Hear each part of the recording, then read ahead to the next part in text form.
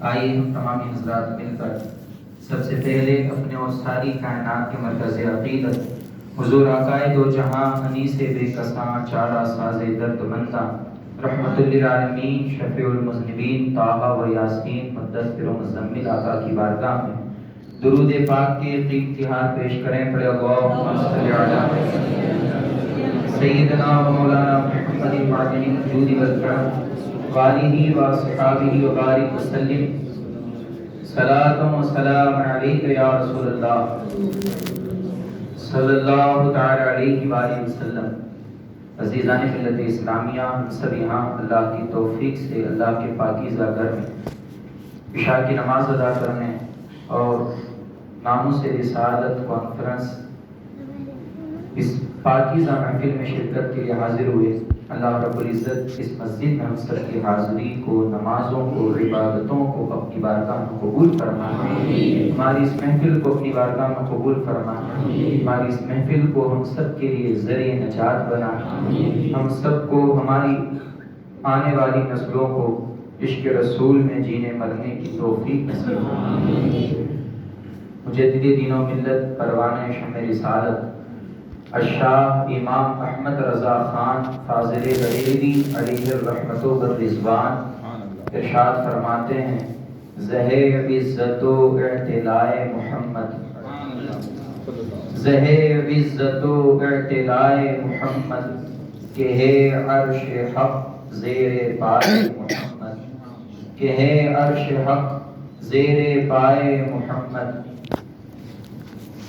اجابت کا صحرا عنایت کا جوڑا دلہن بن کے نکلی دعائے محمد. اجابت نے جھک کر گلے سے لگایا بڑی ناز سے جب دعائے محمد. خدا کی رضا چاہتے ہیں تو عالم، خدا چاہتا ہے رضائے محمد. خدا ان کو کس پیار سے دیکھتا ہے جو آنکھیں ہیں محو لقائے محمد. رضا پل سے اب وجد کرتے گزری کہ ہے رب سلم صدائے محمد. عزیزان ملت اسلامیہ، آپ نے صحابہ کرام رضوان اللہ تعالی علیہم اجمعین کے عشق رسول کے حوالے سے محب گرامی برادر عزیز خلیفہ حضور اشرف الفقہا حضرت قاری التمش صاحب قبلہ سے بڑا پیارا خطاب سماعت کیا. مجھے جو موضوع دیا گیا ناموس رسالت، ناموس کہتے ہیں شان کو، عزت کو، آبرو کو. ناموس رسالت سے مراد آقا کریم صلی اللہ علیہ وسلم کی شان پاک. اللہ رب العزت نے میرے پیارے حضور کو، میرے پیارے نبی کو اتنا اعلیٰ و عرفہ مقام عطا فرمایا، اتنا اعلیٰ و عرفہ اور اتنا اونچا مقام عطا فرمایا کہ جہاں ہماری عقلیں عاجز ہو جاتی ہیں. اللہ نے بہت اونچی شان عطا کی ہے. صرف ایک بات سے آپ اندازہ لگائیں کہ اللہ رب العزت نے حضور کو کتنی عظیم شان عطا فرمائی ہوگی. اگر ہم حضور اکرم صلی اللہ علیہ وسلم کی امت کے اولیاء کے اندر اگر ہم دیکھیں،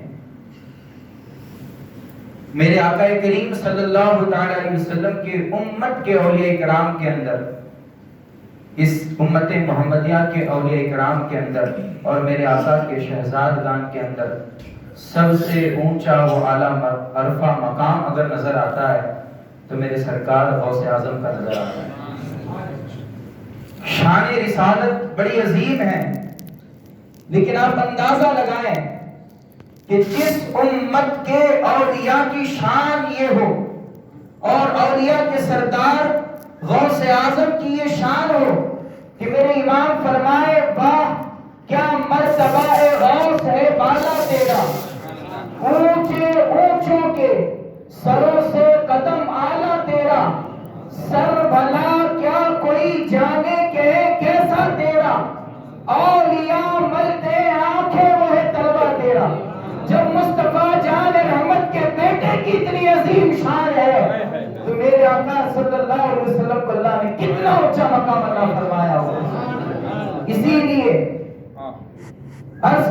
ایک شاعر دربار رسالت، ایک عاشق رسول میرے آقا کریم کی بارگاہ میں اپنی عقیدتوں کا خراج پیش کرتے ہوئے یہ کہتے ہیں: یا صاحب الجمال و یا سید البشر من وجهك المنیر لقد نبر القمر لا يمكن الثناء كما كان حقه بعد خدا بزرگ توئی قصہ مختصر.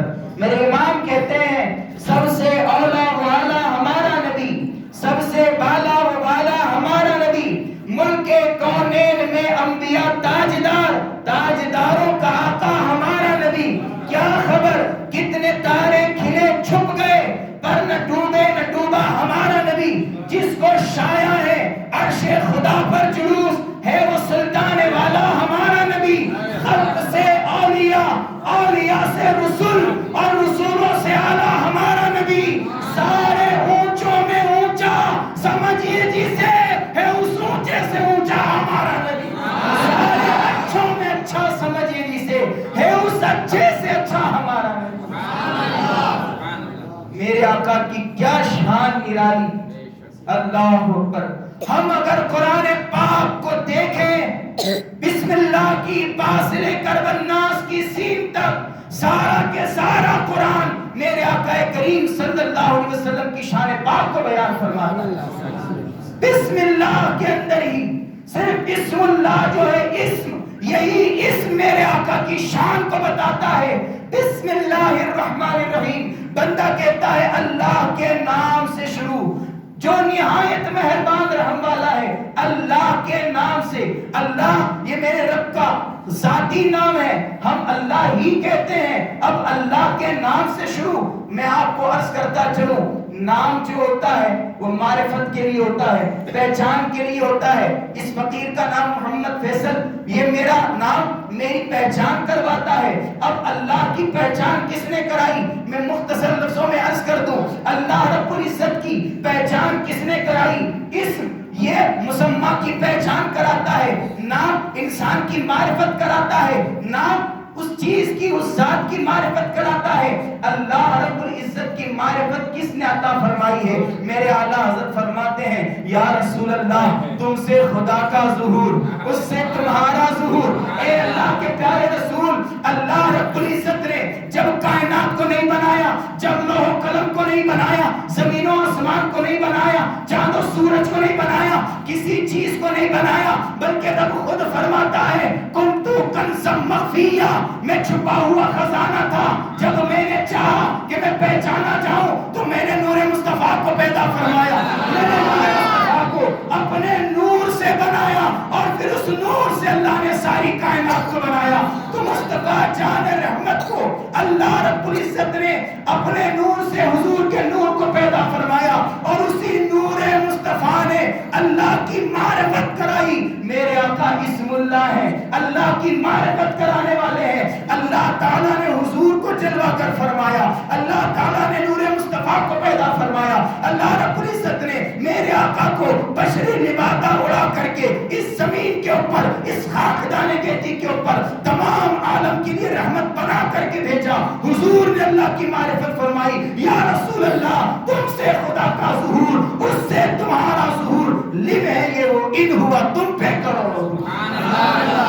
بسم اللہ شریف کے اندر ہی میرے آقا کی شان اور قرآن پاک کی بے شمار آیتوں کو لے لیں. میرا رب فرماتا ہے دل کر رسول فضلنا بعضهم علی بعض، وہ رسولوں کی مبارک جماعت جس نے ہم نے بعض کو بعض پر فضیلت عطا کی. منہم من کلم اللہ ورفع بعضهم درجات، ان میں سے کچھ وہ ہیں جن سے اللہ نے کلام فرمایا اور کچھ وہ ہیں جن کو درج و بلند فرمایا. مفسرین کرام فرماتے ہیں رسولوں کی جماعت کے اندر حضرت موسیٰ کلیم اللہ ہے، حضرت موسیٰ علیہ السلام وہ ذات ہیں، اللہ کے وہ پیغمبر ہیں. اللہ رب العزت نے جن کو شرف ہم کلامی سے نوازا، اللہ رب العزت نے جن سے باتیں کی ہے. حضرت موسیٰ علیہ السلام جب جی چاہتے، جب آپ کا جی چاہتا کوہ طور پر چلے جاتے، رب تعالیٰ کی بارگاہ میں چلے جاتے، رب کے پاس جا کر کے باتیں کیا کرتے تھے.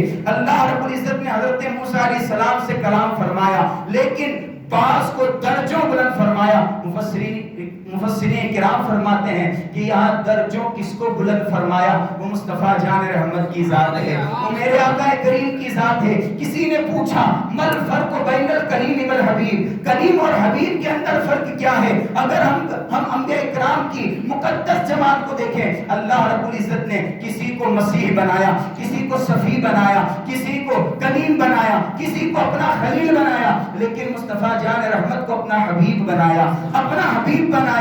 تو کسی نے کہا مل فرق بین الکلیم والحبیب، یہ کلیم اور حبیب میں فرق کیا ہے؟ تو بتایا گیا کلیم وہ ہے جن کو باتیں کرنی ہو تو ان کو کوہ طور پر جانا پڑتا ہے، جن کو کتاب لینی ہو کوہ طور پر جانا پڑتا ہے، لیکن حبیب وہ ہے اگر مکے میں ہے تو قرآن وہی نازل ہو رہا ہے، مدینے میں ہے قرآن وہی نازل ہو رہا ہے، یہاں تک کہ اپنی بیوی کے بستر پر ہے وہی قرآن نازل ہو رہا ہے۔ کلیم وہ ہے جو بار بار اصرار کرے ربی ارینی انظر الیک، مولا میں تجھے دیکھنا چاہتا ہوں، میں تجھے دیکھنا چاہتا ہوں، میں تجھے دیکھنا چاہتا ہوں، اور جواب میں کیا ہے؟ لن ترانی، موسیٰ تم ہرگز نہیں دیکھ سکتے، میرے کلیم تم ہرگز نہیں دیکھ سکتے، لیکن کلیم کا معاملہ اصرار کرے اور عطا نہ کیا جائے،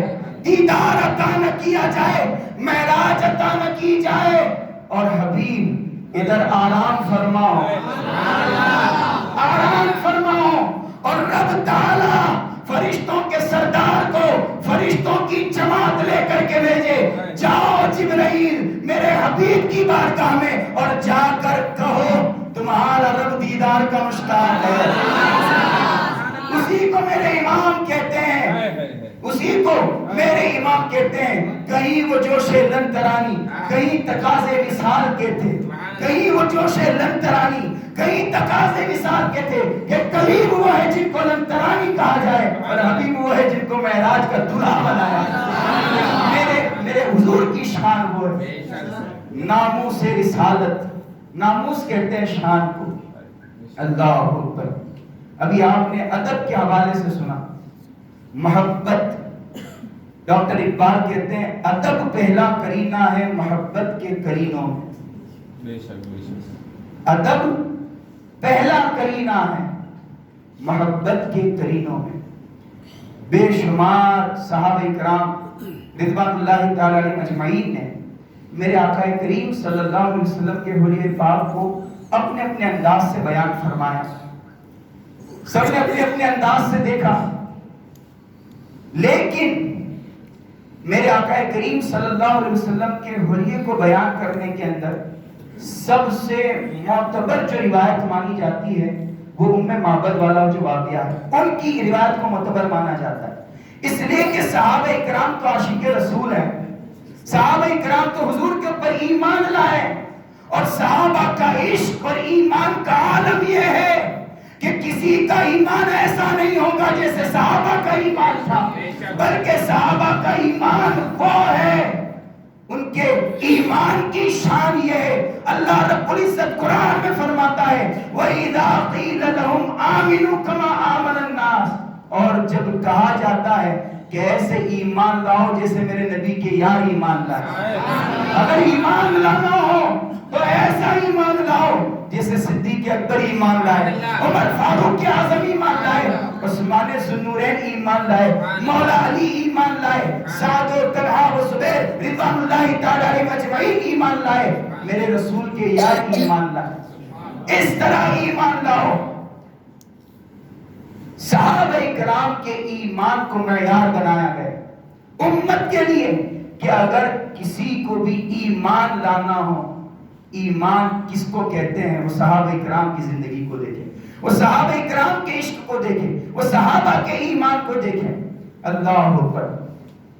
ادب ساری دنیا کے اندر بے شمار حکمران آئے، بادشاہ آئے، بڑے بڑے لوگ آئے، سب نے اپنی اپنی سلطنتیں بنائی، اپنا اپنا گھر بنایا، جو جس کی جیسی استطاعت اور کیپیسٹی اس نے اس کے حساب سے بنایا، اور خود ہی اپنی کمپنی کے، اپنی سلطنت کے، اپنی حکومت کے قانون مقرر کیے۔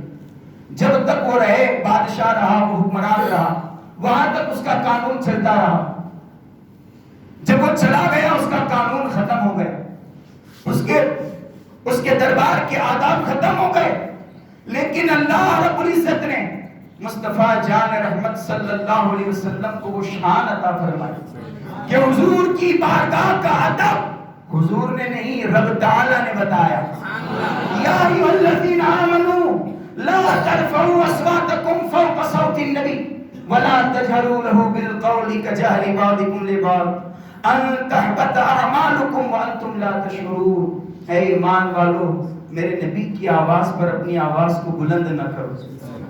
بارگاہ رسول کا ادب بتایا، اور اس کی حکمت یہ ہے کہ میرے مصطفیٰ اگر تم خود اپنے دربار کا ادب بتاؤ گے تو وہ حدیث ہوگی حدیث، اور کئی صدیاں گزرنے کے بعد ایک وقت آئے گا کہ کوئی کہے گا یہ ضعیف حدیث ہے، اس کا یہ فلاں راوی ضعیف ہے، لیکن یہ معاملہ ختم کر دیا جائے. میں جبرائیل کو بھیجوں گا تاکہ وہ حدیث نہ ہو، قرآن ہو، قرآن جس کا ایک لفظ بھی ضعیف نہ ہو اور جس کا انکار کرنے والا کافر ہو جائے، جس کا